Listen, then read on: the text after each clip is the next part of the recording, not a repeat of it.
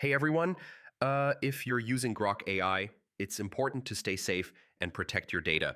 Today, I'll show you how to use Grok AI securely and responsibly in 2026. First, always use a strong, unique password for your Grok AI account. Combine letters, numbers, and symbols to make it hard to guess. Next, enable two-factor authentication if available. This adds an extra layer of security by requiring a code from your phone or email. Never share personal or sensitive information in your prompts. Things like passwords, financial info, or private IDs should stay private. If you're using Grok AI on public or shared devices, always log out when finished. This prevents unauthorized access to your account. Check your privacy settings and data preferences. Make sure you understand what data Grok AI collects and how it's used. Only download files or content from trusted sources within Grok AI.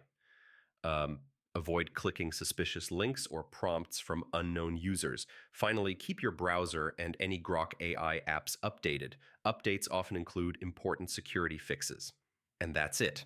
Following these steps helps you use Grok AI safely and securely. Hope this keeps your experience safe and, yeah, happy exploring responsibly. Hey, everyone.